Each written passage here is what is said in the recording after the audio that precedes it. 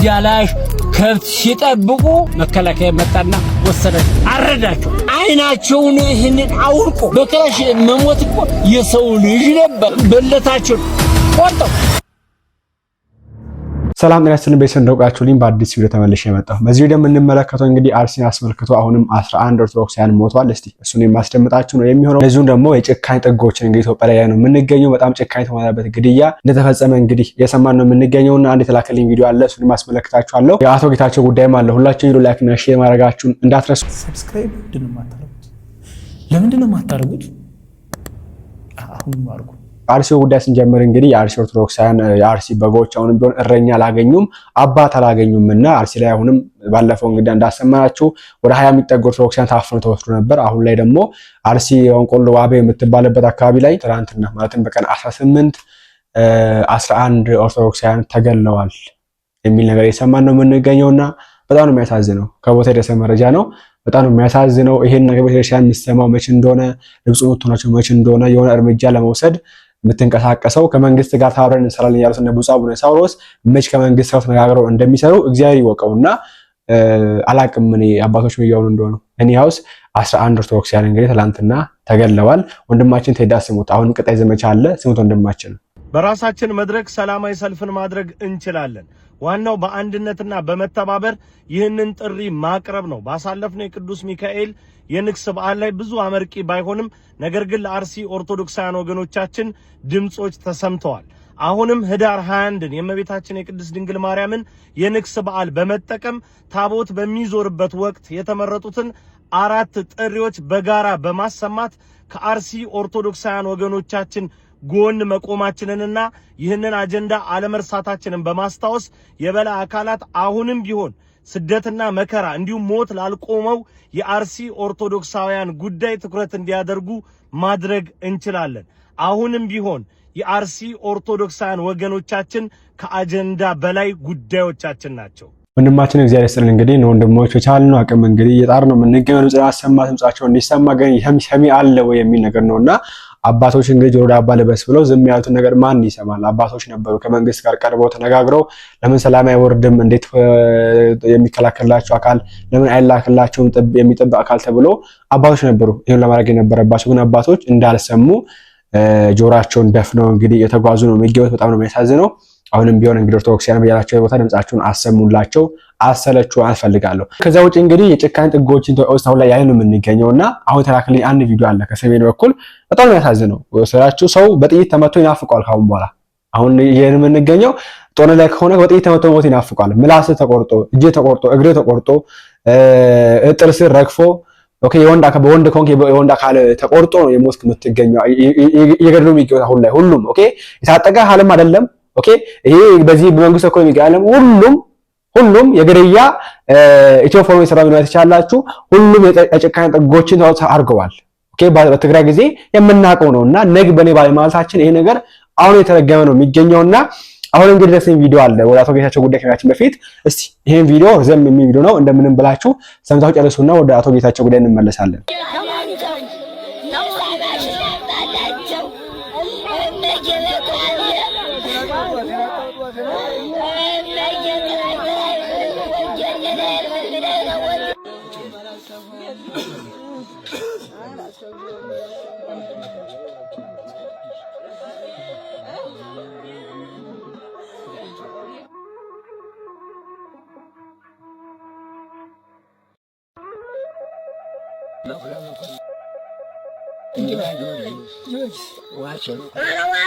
ማን የገደለው ባባ? መከላከያ። እሺ ምን ሲያደርግ ነው ያገኘው? መከላከያ ምን ሲያደርግ ነው የመከላከያ ያገኘው ነው የገደለው? ከብት ሲጠብቅ። ዋሴማ ዝም ብሎ ገበሬ ነው። አባቴ ዋሴ አፋኖ ጋር ግንኙነት አለው እንዴ? የለውም። እርሻ እያገዘ የኔ ቤት ያችላል። እቺ ቤት እሱ እርሻ ልጆች አሉት? አይደለም። ሚስት አለው? አለው። እቺ ቤት እሱ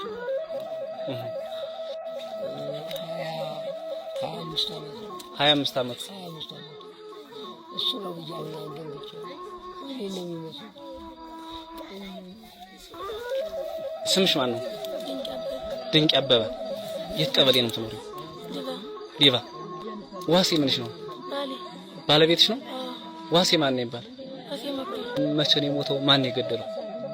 መከላከያ ነው። ከፍ ሲጠብቅ ዝም ብሎ ይዞ ሄዱ ገደሉ። ምን አፋን ነው ጋር ግንኙነት አለው? የለውም ነገር የለው። ግብርና ነው እያረሳችሁ የምትተዳደሩት። ልጅ አላችሁ? የላችሁ?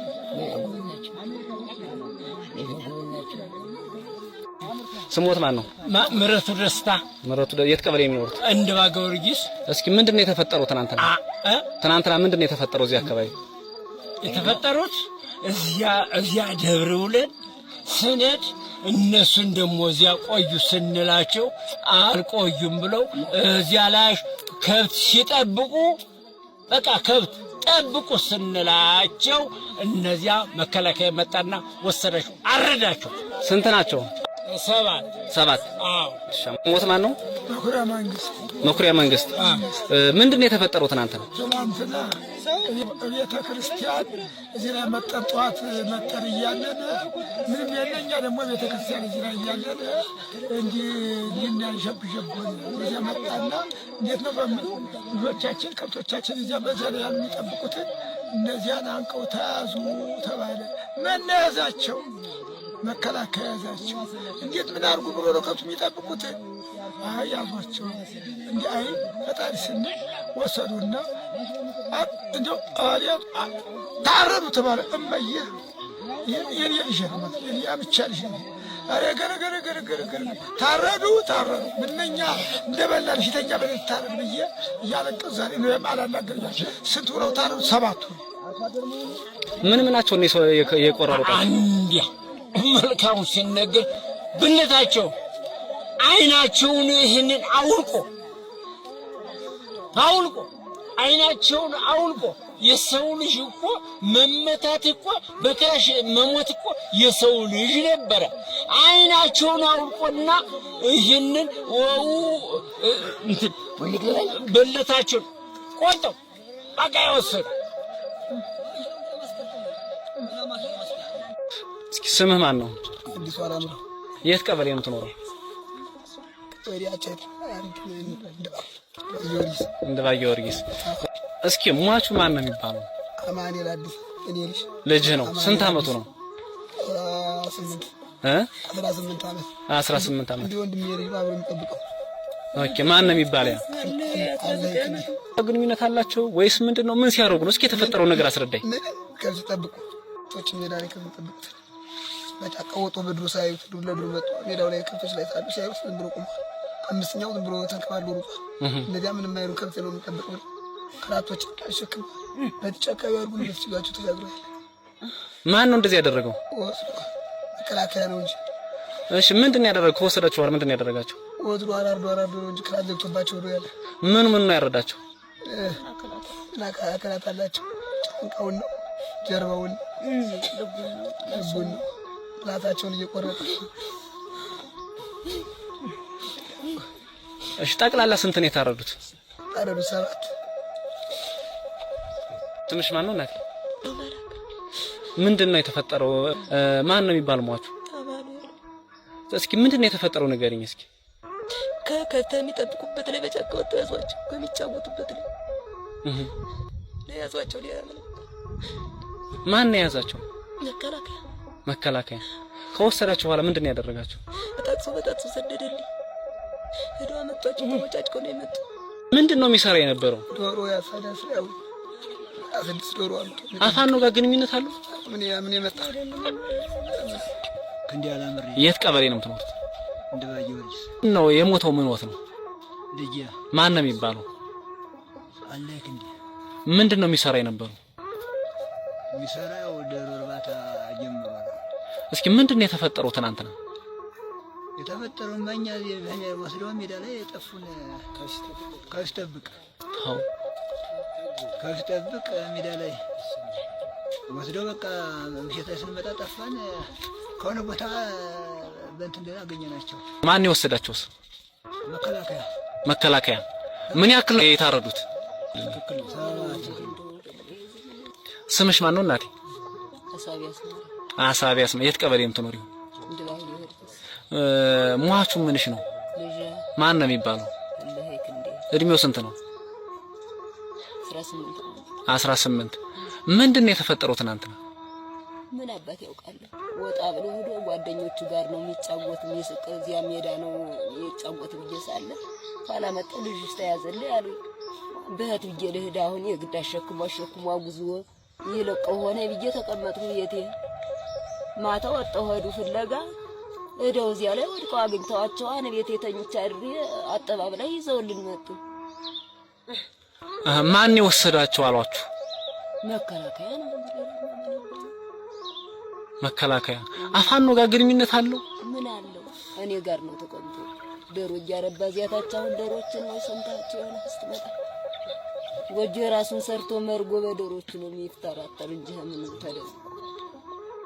እዚህ አካባቢ ተኩስ ነበር። እዚህ እነሱ የሚጫወቱበት ላይ አሬል ምንም የለም።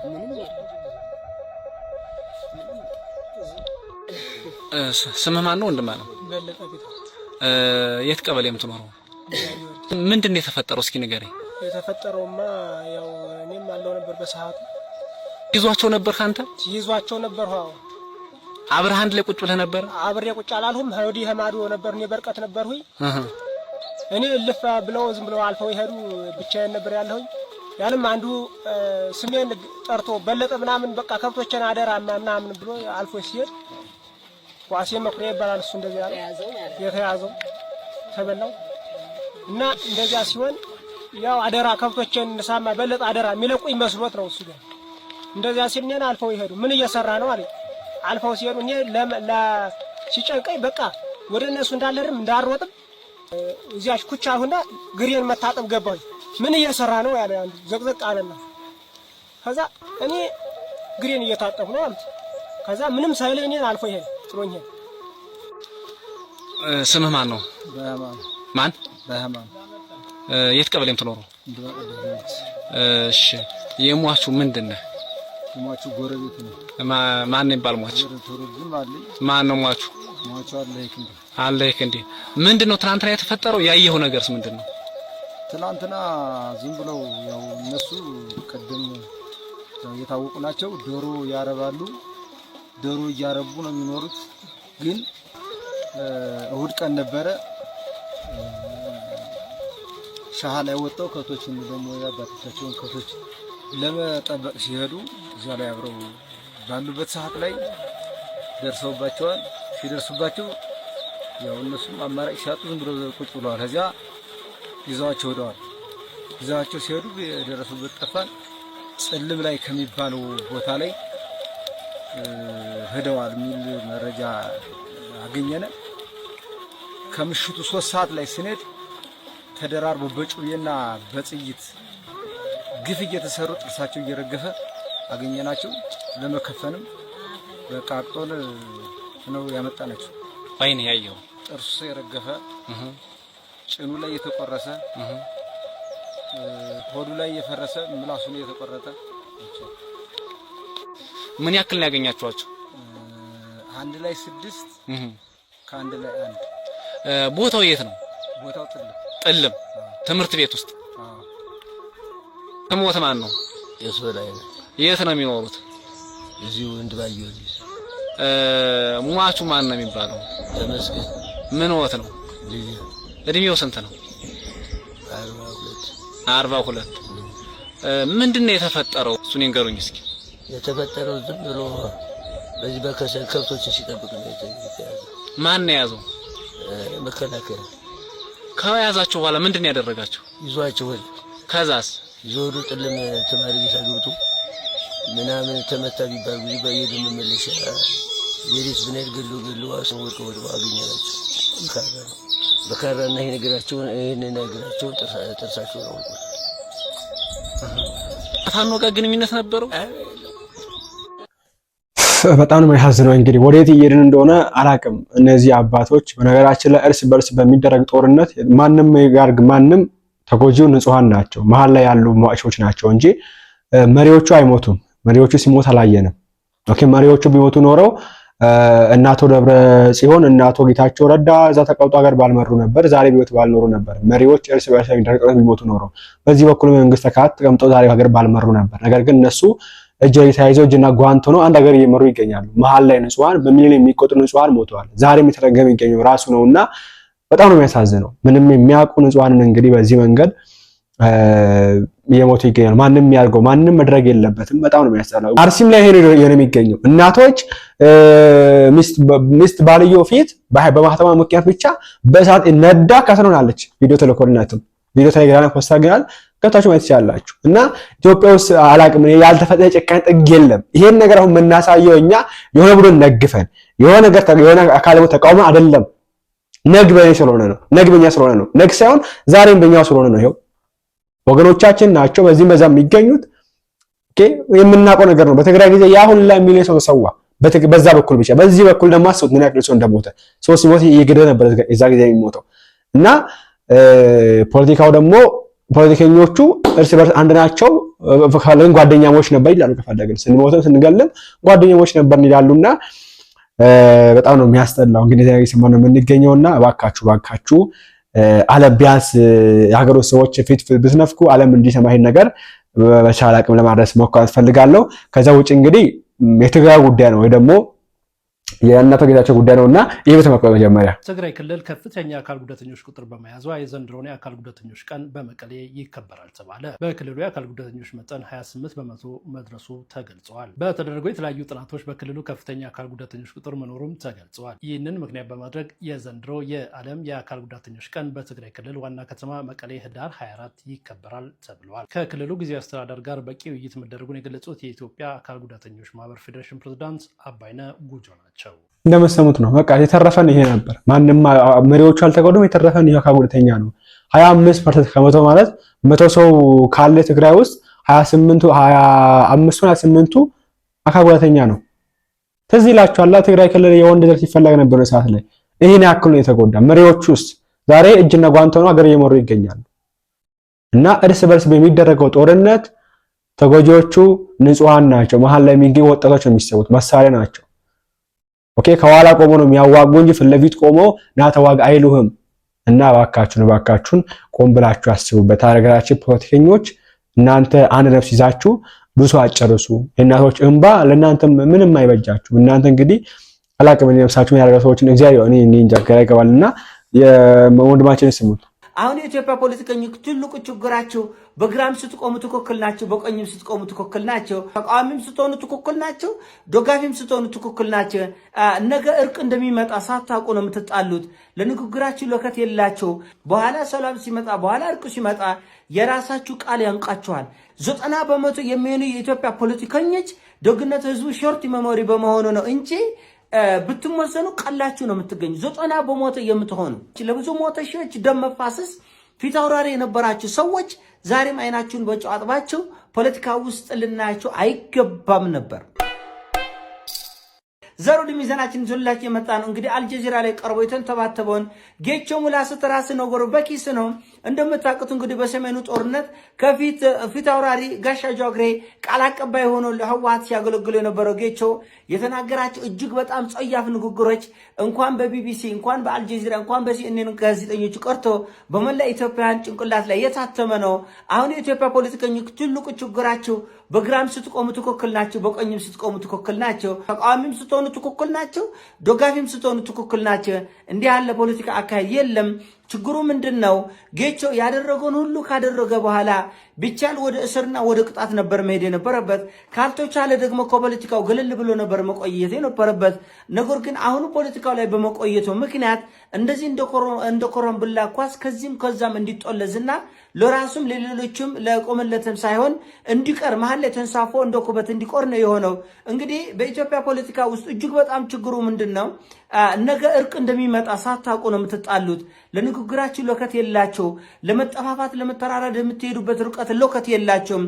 በኋላ ሰላም ሲመጣ በኋላ እርቅ ሲመጣ የራሳችሁ ቃል ያንቃችኋል። ጌቾ እንደምታውቁት እንግዲህ በድርጊቱ ኢትዮጵያን እስከ ሲኦል ድረስ ይዘናት እንገባለን፣ በትግራይ ላይ ዘር ጭፍጨፋ ተደርጓል ብለው 1,100,000 ጊዜ የተናገረው ነው። አሁን ደግሞ መልስ ይሄ ነገር እንዴት ነው መቼ ለምን እንዴት ተብሎ ሲጠይቅ ደግሞ ተንተባተበ። መጀመሪያም ከልክ በላይ ተለጥጦ ነበር፣ አሁንም ከልክ በላይ ተለጥጦ ነበር።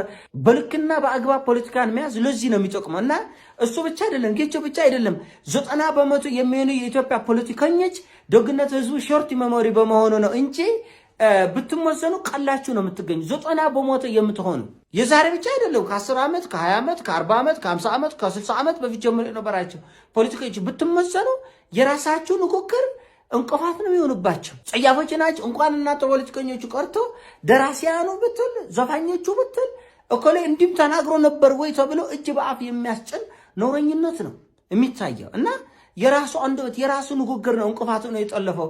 ምን እንደሚናገር ምን አለ ትርጉም የለው። አየ እፍር ብሎ ከፖለቲካ ዞር ማለት ይገባቸዋል። በፍጹም መታየትም አይገባቸውም። በእርግጥ የፖለቲካ አውድ እንደዛ እየፈቀደላችሁ ነው እንጂ በሰው ጥፋት በጦርነት ፊት አውራሪ የነበራችሁ ለብዙ ሺዎች ለብዙ ሞተ ሺዎች ደም መፋሰስ ፊት አውራሪ የነበራችሁ ሰዎች ዛሬም አይናችሁን በጨው አጥባችሁ ፖለቲካ ውስጥ ልናያችሁ አይገባም ነበር። ነገር ግን ያው እና አቦይ ስብሃት ተፈተው የፈለጉበት ሽሩብትን እያለ ነው። እነጌቾ ደግሞ በዛም ስንናገር ልክ ነበርን ስሙን፣ በዚህም ስንናገር ልክ ነን ስሙን የሚል ዱርቅና ያወጣ ፖለቲካ ትክክል አይሆንም እና የዚህ ትልቁ ችግር ምንድነው? ለከት አልባነት ነው። በሰሜኑ ጦርነት ጌቾ ያለ ለከት ነበር ሲናገር ነበር ያለ ለከት። አሁን ደግሞ በራሱ ንግግር በራሱ ሐሳቦች ተጠለፈና እንዴት ነው ሙኒሽ ሲባል ጥልፍልፍ ወጣ፣ ግራ ገባው፣ ተንተባተበ ማለት። ከዛ ውጭ እንግዲህ ማሳለፍ ፈለገው ገዳዮች ይሞታሉ። ኦኬ ማች ብቻ ለሚሞት ገዳይም ይሞታልና ቢያንስ ስትገሉ በወግ ገደሉ። ሰው ስትገሉ መግደላችሁ ካልቀረ ጦርነት ምንም ይሁን ብቻ የፈለገው ይሁን ታጣቂም ተዋጋ የፈለከውን አካል ግደል። እኔ ያላቅም እንግዲህ ግን ስትገል ቃራስ ቀለበና አሁን ስትገል በስርዓቱ ኦኬ መተ መግደል ትችላለህ። ቢያንስ መሳሪያ ይዛል በዛም ገድለህ ትችላለህ። አካል መቁረጥ አካል እንደ ሰው በበደም ይጫወታል፣ እንደ ሰው በአስክሬን ይጫወታል። ኦኬ ይሄን ነገር ሃይ የሚል አባት የለ፣ ሃይ የሚል የሀገር ሽማግሌ የለ፣ ሃይ የሚል የሃይማኖት አባት የለም። እና ግራ ነው የሚገባውና ወንድማችን እንስማና እንጨርስ። ትሞታለህ፣ ገዳይም ትገደላለህ። ባይዘው ገዳይ ትገደላለህ፣ አራጅ ትታረዳለህ። አይቀርልህም። ኦኬ አይቀርም። እንደሉ ጀግና እንደሆንክ እንዳረድክ አትቀጥልም። ሁሌ ደም እንዳፈሰስክ አትቀጥልም። ይሄው እውነቱን ነው የምነግርህ። ጳጳሳቱን ተዋቸው፣ ቤተ ክህነቱን ቤተ መንግስቱን ለክርስቲያኖች ጀርባ የሰጡበት ጊዜ ነው። ኦኬ ቆይቷል። ጀርባ ከሰጡት ባይዘው ቆይቷል። የጀርባ አሰጣጡ አይነት የተለያየ ነበር። አሁን ግን በደንብ ነው ጀርባ የተሰጠው። ይሁን ችግር የለውም። ጀርባ የሰጠው ሁሉ ይሞታል። ባይዘው ጀርባ የሰጠው ሁሉ ይሞታል። ማንም የጸና የለም አለ እንዴ? የለም እኮ ባይዘው። እስቲ ይሁ ኦርቶዶክሲያንን ነክቶ ክርስቲያኖችን ገሎ የቆመ አለ? አይታችኋል? የለም። ሁሉ ይሞታል። ሁሉም ይሞታል። ሁሉም በቃ። ስለዚህ ትሞታለህ፣ ገዳይም ትገደላለህ። ባይዘው ገዳይ ትገደላለህ፣ አራጅ ትታረዳለህ። አይቀርልህም። ኦኬ አይቀርም። እንደሉ ጀግና እንደሆንክ እንዳረድክ አትቀጥልም። ሁሌ ደም እንዳፈሰስክ አትቀጥልም። ይሄው እውነቱን ነው የምነግርህ። እግዚአብሔር ይበቀልሃል። ንስሐ እንድትገባ እግዚአብሔር ይታገሳል። ለጊዜው ክርስቲያኖች ትገል ይሆናል፣ ታስጨንቅ ይሆናል። ቤተክርስቲያን ትቀጥላለች። አንተ ግን የስጋዊ ነፍስ ሞት ትሞታለህ። አንተ ግን ገዳይ ይመጣብሃል፣ አይቀርልህም። ልክ ቃየል አቤልን ከገደለው በኋላ እረፍት እንዳጣ የአቤል ደም ሰላም እንደነሳው ማለት ነው። እና ክርስቲያኖችን መግደል አገልግሎት መስሎ የሚታይ፣ ክርስቲያኖችን መግደል ጽድቅ መስሎ የሚታይ፣ ክብር ጀግንነት የሚታይ፣ ትሞታለህ። ወይ በያዝኮ መሳሪያ ራስን ትገላለህ፣ ወይ በያዝኮ ገመድ ራስን ታንጠለጥላለህ። እመነኝ፣ የሰዎችን ደም አፍሰህ ሰላም የለህም። የሰዎችን ደም የሰዎችን አንገት ቆርጠህ ለዛውም ባላጠፉት ኦርቶዶክሳዊ ክርስቲያን መሆናቸው ብቻ ያ ጥላቻ ፈጥሮብህ አንተ ረፍት የለህም። ምስኪን አንተ ነህ። ባይዘው ምስኪኑ አንተ ነህ የምታሳዝኙ። እንደዚህ አይነት ሴት እንደዚህ አይነት ወንድ አንተ ነህ የምታሳዝነው። እነዛማ ወደ አምላካቸው ወደ እረፍታቸው ሄዱ። አንተ ግን ታሳዝናለህ። ተቅበዝባዥ ነህ። ረፍት የለህም፣ እንቅልፍ የለህም፣ ሰላም የለህም። ሰውነትን ቆመ የሚሄደው እንጂ ሬሳ ሆነሃል። አየህ ይመጣብሃል፣ ወይ ገዳይ ይመጣብሃል። እውነት ነው። የሚገል ሰው ይመጣብሃል። አብሮ ክርስቲያኑን የገደለው ሰው አንተ መልሶ ይገላል።